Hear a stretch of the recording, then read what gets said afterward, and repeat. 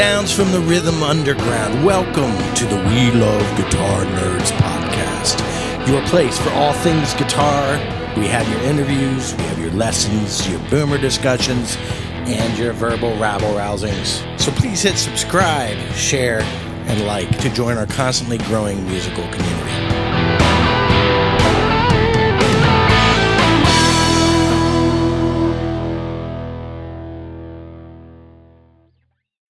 We Love Guitar Nerds. We have Carmen Grillo in the house. Carmen, and I've just told you this as like we were in a room together like 30 years ago, probably near the day. Right. that he played back then. He played with Tower of Power. He played with it's one of my favorite funk and soul bands. That was my gateway band to so many different things that are funky and soulful.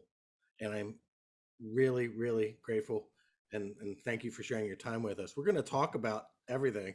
Good. We're going to do your history. We're going to talk about everything. So Okay. Good. Let's get started. Let's take it way back to your earliest musical movement, your memories, all that. Where did it start with you? Music. Okay. Well, it started with me playing drums when I was 5 years old. And the way that came about is I was born in Buffalo, New York.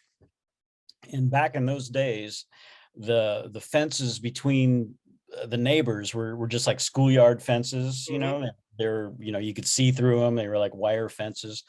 And our neighbors had a party and the band was in the back corner, kind of right by our house, or my parents' house. And so the drummer was right in the corner. And I was like 2 feet away from him looking at him play. And I go, well, that is the coolest thing in the world.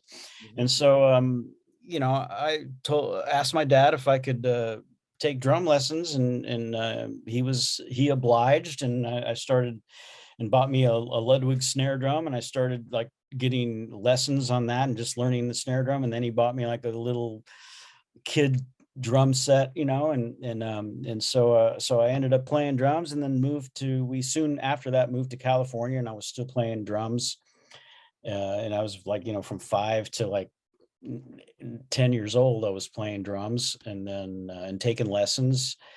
And then the school band thing happened when I was like in, what would that be, like 5th grade, 5th grade, 6th grade, something like that. And it was actually, I think it was 5th grade. Okay. And I was in the school band, and I wanted to play saxophone, so I started playing saxophone, and then so I was taking private drum lessons, and then playing saxophone in the school band. And then my father took me to go see the Ventures. He was a big fan of of guitar. So what year are we talking about? We're talking about probably 63, 64. Okay. Right before the Beatles came out. Okay. So like we were talking earlier about how the Beatles influenced so many people, and so many guitar players came out of that. And for me, that was just confirmation, because I was actually already playing guitar because my father took me to see the Ventures a few months earlier than the Beatles when they came out. So and I noticed even at 10 years old, I noticed, okay, wow, there's no saxophone player, and okay, the drummer's like way in the back, and wow, the guitar player's got all these girls in front of him. This looks like fun, Screaming girls. Right. So I said, Dad, I think I want to play guitar. And he goes, really? You want to play guitar, saxophone, and drums? And he was freaking out, like, how much is this going to cost me?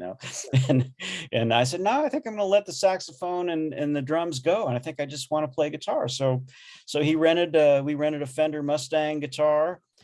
And I played that for a few months, and started a band in my junior high school it was just a drummer and another guitar player, and we started learning Stones tunes and other songs that were on the radio and stuff like that, and we started playing at our junior high school sock hops or dances, and that was my introduction into bands and playing live, and I was 11 years old when that all happened. So.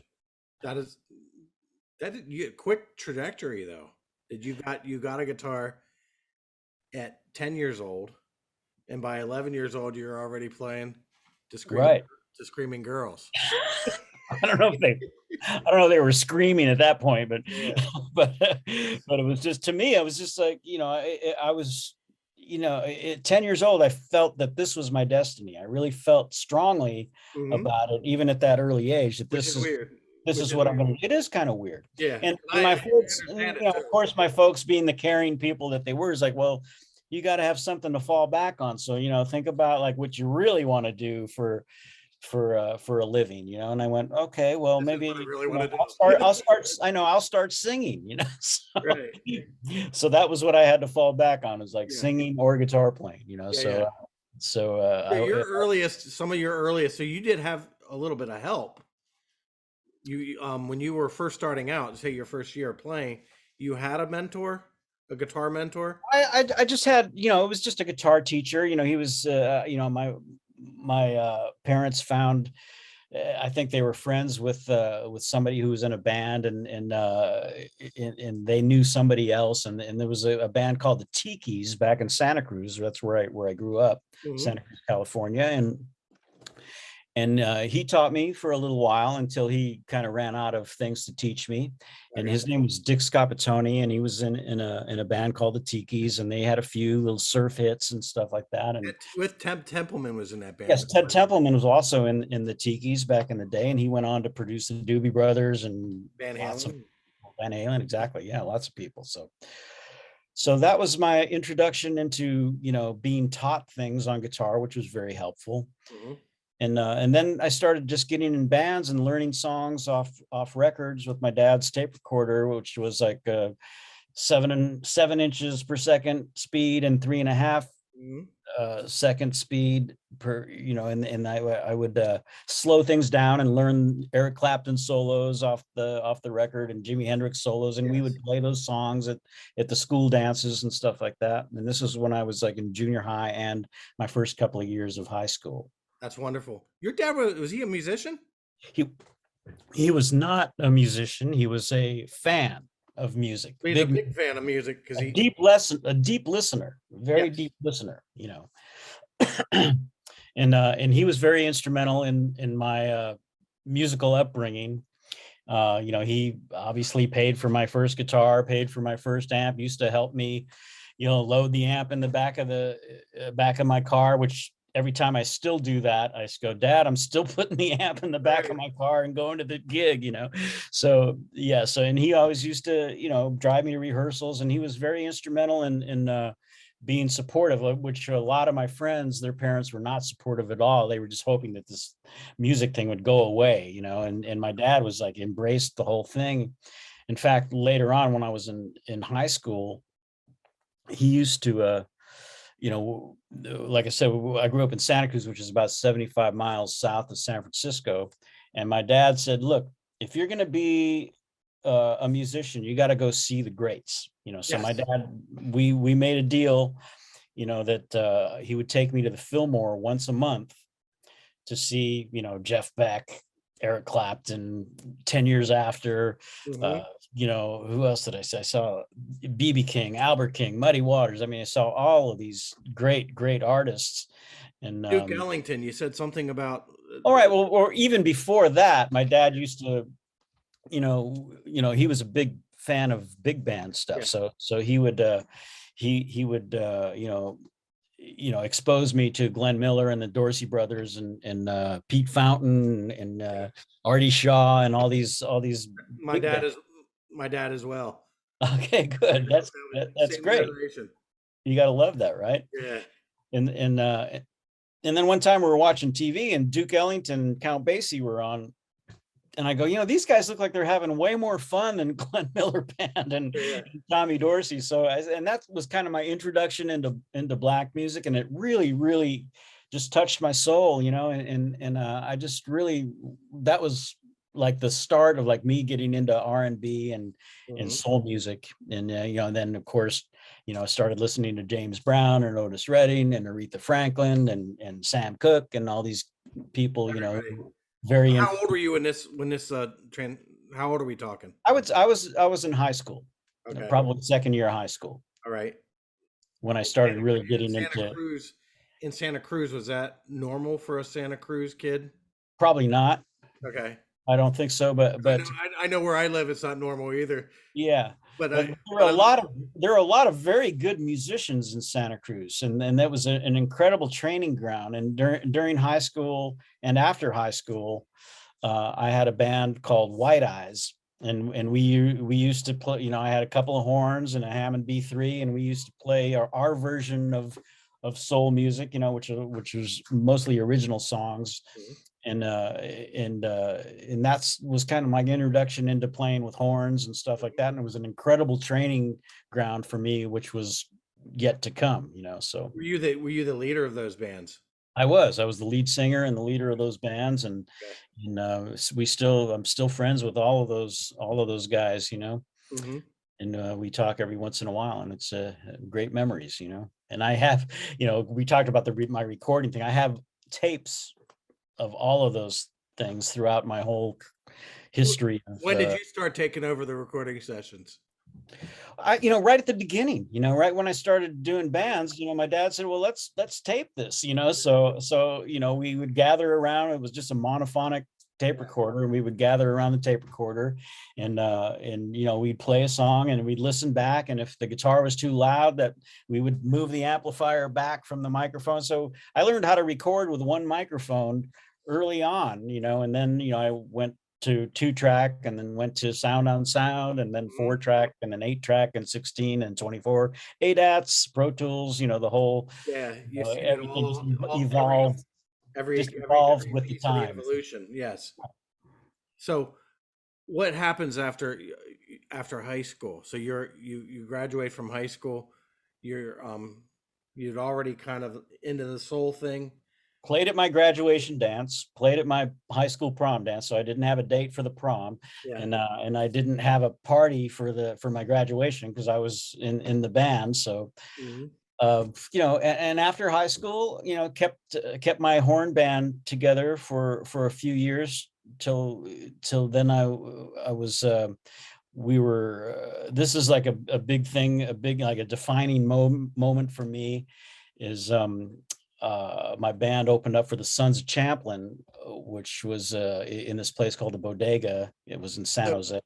so tell our listeners who the Sons of Champlin are.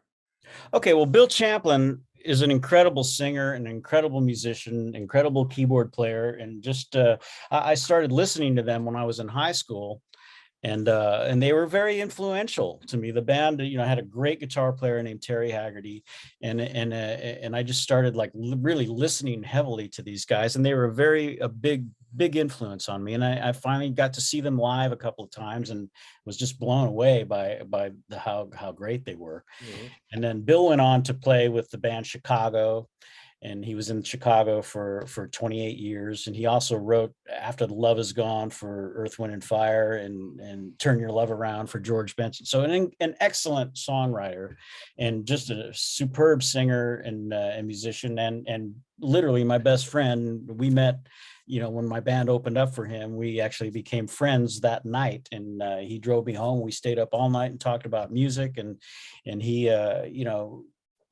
actually paid for my first demo. He brought us to San Francisco, and here's this guy who's, he's got a family, and he's not making a ton of money, at that point, Hmm. and just kind of took me under his wing, and really, really helped me out, and we became great friends, and still are great friends today. That's wonderful. Like, Yeah. you have to think, these kind of mentors, what your life would have, the trajectory of your life, how it would have changed had you not met He's been involved literally in 90% of things that have happened in my life, as far as like any type of success that I've had. He's pretty much involved in that. Just because he dropped my name and said, oh, try this guy. Even with Tower of Power, Emilio called him and asked him if he knew any guitar players, and he recommended me, and I went and auditioned, and got the gig. So he's been involved in all of him. pretty much all of my successes. That's wonderful. Yeah. So, okay, so at what point did you move to Los Angeles?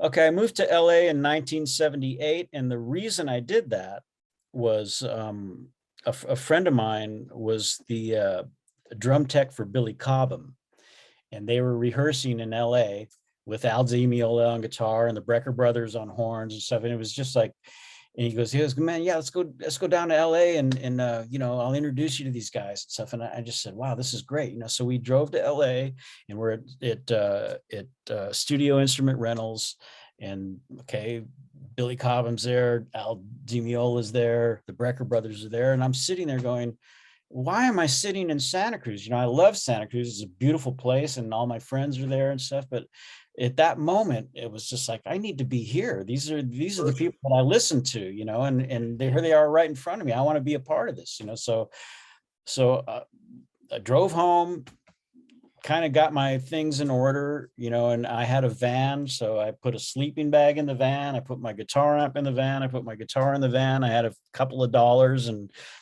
just said, I'm moving to LA. I didn't know anyone. I just went, I lived in my car for a couple of weeks, or lived in my van for a couple of weeks. And it was, July or something. It was like 100 degrees outside and about 150 degrees in my van. But, I was in my 20s, and you can handle that kind of stuff when you're younger. So, and then, I just started going to music stores. I go to remember those things that called phone booths, and they had the yellow pages in there. So I would, find music stores, and I just started talking to people going, how do I get a gig around here? And this one guy said, well, there's this paper called a Recycler, and there's a lot of, bands that are playing, that are looking for people there. So I buy this paper, it's like $1 or something, and I look at the classifieds and I call a couple of people, and there was this one band who was working in a bar, and they were playing 5 nights a week.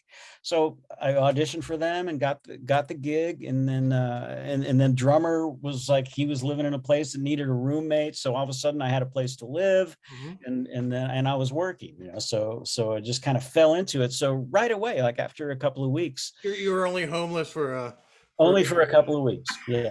Only for a but couple of weeks. you have that to brag about, though. Right, exactly. And then You have grandchildren. Did you tell that story too? I do have grandchildren. Okay. and and and so then my buddy Bill moved to LA because he was doing a lot of vocal sessions, and he was flying back and forth from San Francisco to Los Angeles. And he finally said, if I'm working all the time, I'm just going to move there. And so he moved there, and then he started bringing me on, he was farther along in his career than I was. And so he started bringing me around to all these vocal sessions. And he said, well, why don't we get Carmen in here to sing this? And so, okay. So all of a sudden I'm singing, doing sessions, with David Foster and doing session work as a vocalist. Yeah. And it's great because, I didn't have to bring anything, it's just like, just show up and, and so all of a sudden I'm singing background vocals on all these records, and he was, again, very instrumental in helping me, through that. And then we started playing, he got a record deal, and then I was in his band. He had a record called Runaway, and he had another one called Single. And we started touring with that band, and we just became really, really close, and that led to, Rita Coolidge came to see us somewhere, I can't remember where, and she literally said, hey, you want to go play with me? And Bill's thing was coming to an end, and I said, yeah. So I ended up playing with Bill like 1979 to 1980, and then I played with Rita Coolidge from 1980 to 1985. And those are, and Rita really kind of taught me the ropes of being a professional musician. Like, I mean, sometimes she didn't feel good or whatever, and I would just watch her, just like, no matter what her frame of mind was or what her health was, she was 100% performing, for the crowd. And I just really learned a lot from that, from watching her. No matter what, the show must go on, and you got to bring it every night, and so she was very instrumental in teaching me that whole concept, and I try to adhere to that now as well. That's wonderful. At what point, we were talking about this earlier, like you and I, you moved to LA, reading music.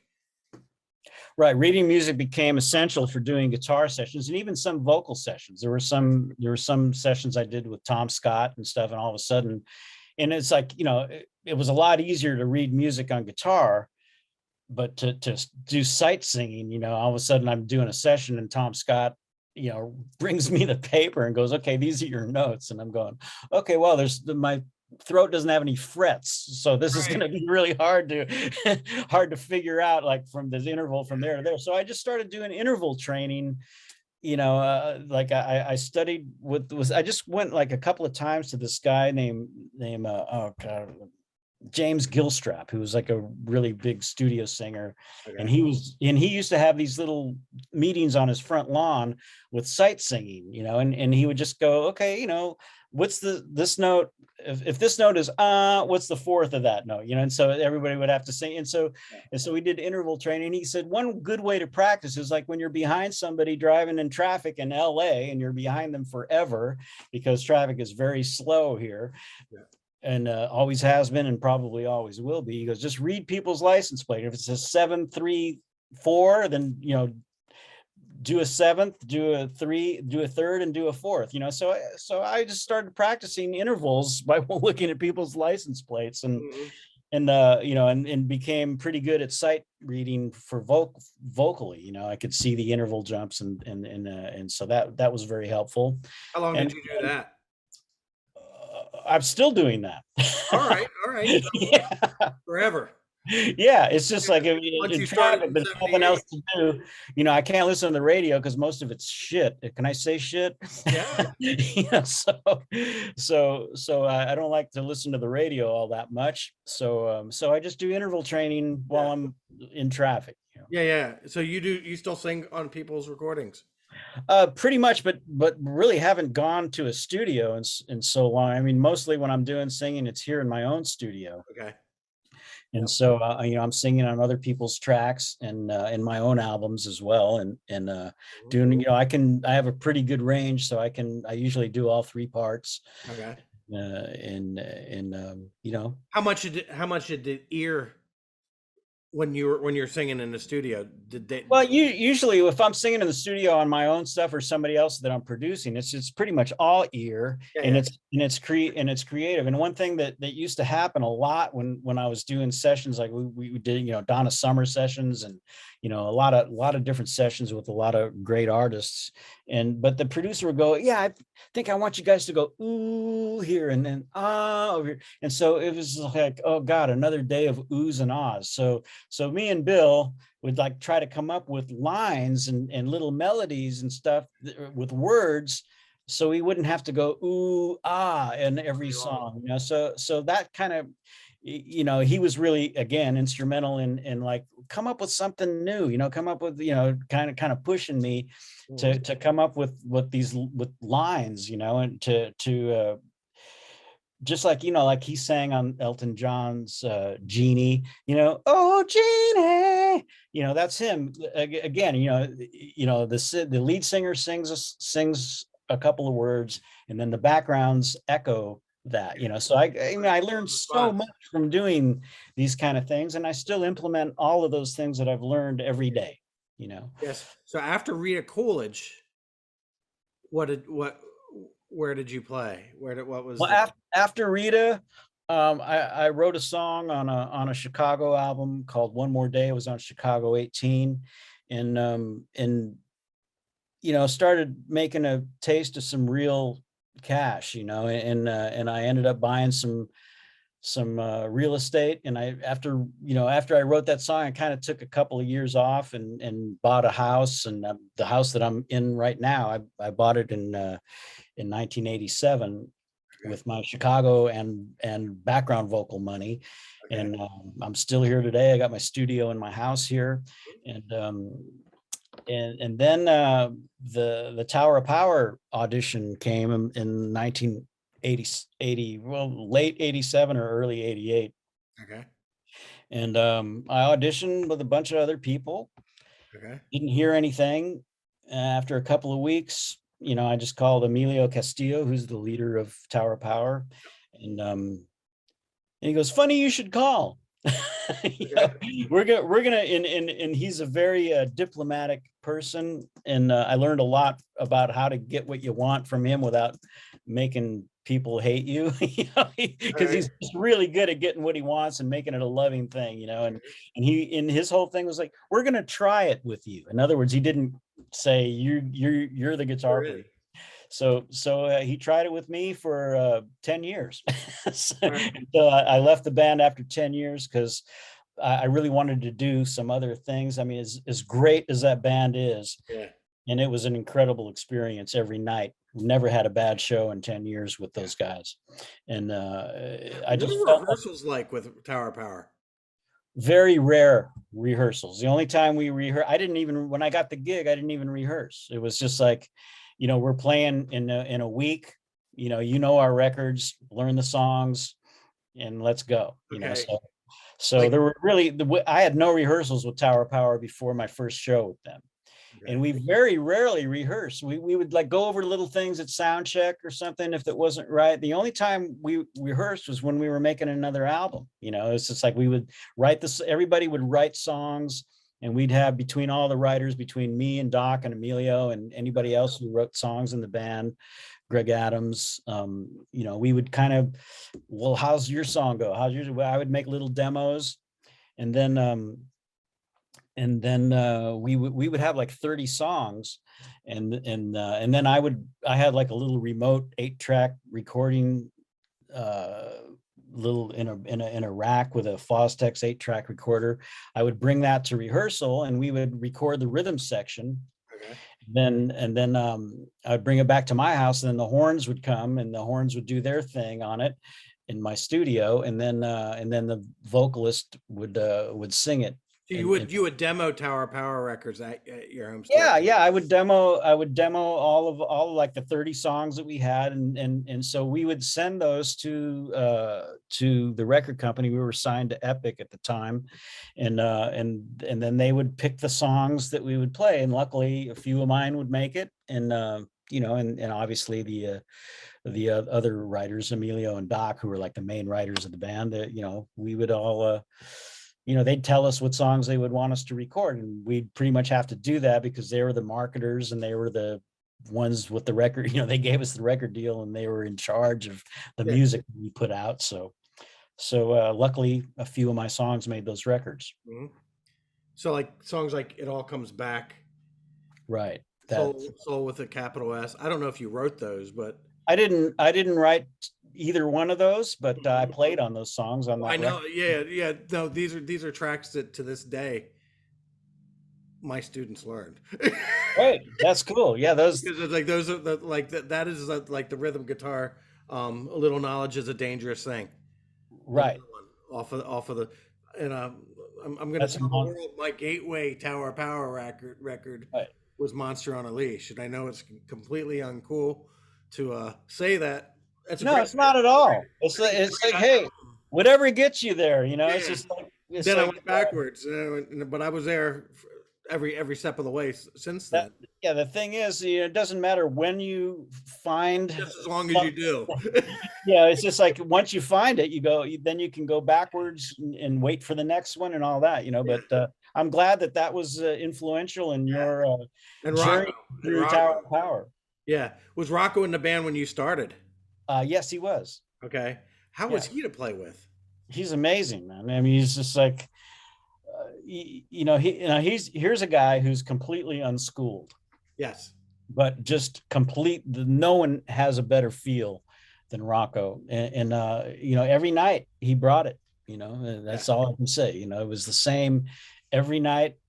It was at least great, and sometimes it was unbelievable. Mhm. But every night was great. There's one gig that comes to mind where Paul Jackson, who was the bass player in the Headhunters with Yep. Herbie Hancock, we played a show in Tokyo, and Paul Jackson was on the side of the stage, and Rocco was like really bringing it that night because they were friends, and Rocco was just on fire. And at the end of that show, I mean, Paul Jackson was grooving so hard, and he was so full of sweat. He looked like he was the guy who played the show. I mean, he was just so into it, and Rocco was just like bringing it all that night. So Rocco. It should be noted that for those who don't know who Francis Rocco Prestia is, he's an original. Yes, he is. In a world full of like, okay, everybody, Larry Graham, I love Larry Graham, but I love Rocco is he's not Larry Graham. And he Right. had the courage, and he had the courage to find his own voice. How many bass players do we know have their own voice? He was one He's of the those most influential, probably the most influential bass player besides Jaco Pastorius, you know, and I don't think there would be a Jaco Jocko gives without credit to Rocco. Rocco as well. Right. It's first time I heard Rocco. I heard Jocko before because Right. yeah. No, that's where he got it from. Well, that's Some partly of what it, got it from. Yeah. some of it, not all of it, but Yeah, I but Rocco was definitely influential on many a bass yeah, player. And I yes, was fortunate enough to we lost Rocco, I think last year or a couple of years ago, yeah. and I was fortunate enough, I don't know if you know this, to produce his one and only solo album. I do know this. I owned it. It's called Everybody on the Bus. And Yes, like I remember making that album and Rocco going, well, how do we make a bass album? I said, Rocco, every album you've ever made is a it's a bass bass album. album. Yeah, So you just were do what never you do. meek. So just do what you do and we'll be fine. You know? Yeah, Rocco was never meek. Right. I No. could, yeah. So, tell us about that. So, Oh, because the that was thing really about incredible. that Rocco's first solo album has lots and lots of alumni from Tower of Power. So It you get to does. meet the '70s people. You Right. brought all this. Well, I part of my whole thing with it, we had like a little budget. It was a Japanese record deal, and they gave us some money to work with, and he and Rocco goes, well, who are we going to get on this? I said, well, why don't we get like the original TOP guys? You know, why don't we get David Garibaldi and Chester Thompson and Bruce Conti to play on this with you? And he goes, oh man, that would be great. And so I remember that first session with all those guys in the same room, and they had not played together for 25 years. Yeah, And all of a sudden, I mean, from note one, it's like, okay, there it is. that's I mean, I had given them demos, of what we were going to record, and everybody did their homework, and David wrote out what he was going to play and everything like that. And we just like 1, 2, 3, 4, go, and it just popped right off the bat. And so that was really an incredible experience for me to watch the original TOP rhythm section come together for the first time in 25 years. yeah, And so we did 5 tunes with those guys and 5 tunes with the current guys yeah. with Herman Matthews and myself and Jeff Tamalier, who took my place after I left. Mhm. And so it was a beautiful love fest, Yeah. and with There's really like great music. generations of guitar players. Uh, we have the '70s. We have, Right. we have the '90s, and then Jeff is after you. When did you leave Tower of Power? I left in 1997. Okay. So it's been a while. Yeah, he was the guy that He replaced you. replaced me. Then there was another guy after that who replaced Jeff, and his name was Mark Harper. And now they have a guy named Jerry Cortez, who to me is like the perfect fit for that band. He's a very solid rhythm player, and a really great soloist as well, and plus one of the nicest guys you ever meet. How important is When they rhythm? come into town, I sit in with them every once in a while. When they come through LA, I'll Mhm. sit in on a couple of tunes. And so it's always fun. Everybody's friends. I recorded Greg Adams, like 4 of his solo albums. I recorded Doc's solo album. I recorded Ray Green, who was one of the singers in Tower of Power, recorded his solo album. So I'm really involved with those guys, still pretty much all the time, as much as I can be without being in the band. Right, right. So that's wonderful. So after Tower of Power and after so this album was after Tower of Power, after you were in Tower of Power, correct? Right. Pretty much right after I was, after I left Tower of Power, the Rocco's thing came together with the Japanese record deal, and he asked me to help him put it together. And So so who did you play with after Tower of Power? After Tower, I started doing my own albums. I did two albums, and I was just kind of doing my own band and just playing. I was a musical director at a church Mhm. for like 9 years, which was really a great experience for me. It was like an all basically a Baptist, mostly black church, and Mhm. except for the band was all white, but they loved us, you know. And Yeah. and uh and then I started playing with this band, and you can look them up. It was called Cecilia Noel and the Wild Clams, Okay. which is basically Tower of Power with a Latin girl singer. Okay. And we had, you know, three or four background girl singers, really a great horn section, great rhythm section. So it was she called it soul. So it was like salsa, but very soulful salsa. So if anybody wants to look at Cecilia Noel and the Wild Clams, Mhm. it's really a great band. And I'm no longer doing that because it's mostly now what I'm doing is producing and engineering and recording other people. So Yeah, with the big surprise music studios. yes, that's my That is studio. that is who you are. What you're doing, and you've been doing it for how long? Like, Well, wow, it's been I left Tower in '97, and Big Surprise Music. I pretty much dove right in. Like, how am I going to reinvent myself and you know, make money and do things? Well, I love recording, so you know, I just started working on my studio. I kind of rebuilt my house to have, you know, glass through the wall, so I and made it a real. It's a small studio, but I can do many things in here. I do horns, strings, vocals, choirs, you know, drums. I can do everything here. I have tons of equipment and you know, hopefully know how to use it, because in the wrong hands, that stuff can be dangerous, you know. So yes, like me. so so yeah. For So those who use it, they're formerly self-taught.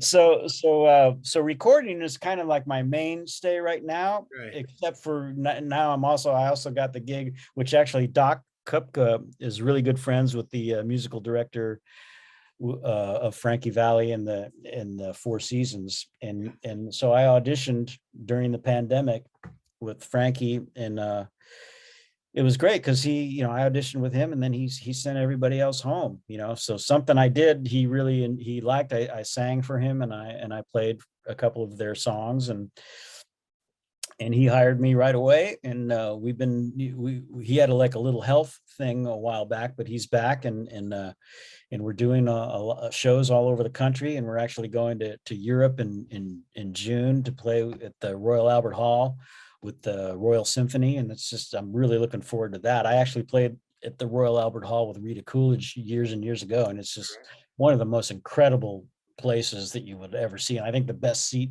in the house is actually on the stage. You know, Right. it's just an incredible place. Well, So the I'm Beatles really reference. looking. The Beatles referenced Royal Albert Hall in their songs. Right, exactly, right. And I don't know how many holes that they're in Yeah, there, yeah, you're right. but Exactly. I don't know how many holes it takes to fill it, but maybe I'll Yes. find out this time. Yeah, yeah. So the importance of rhythm guitar. The port. Super important.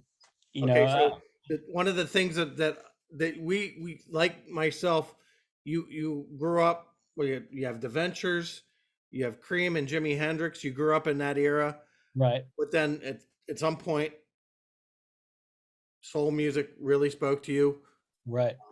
funk, soul. So in all this, the importance of rhythm guitar. Eh, tell me about some of.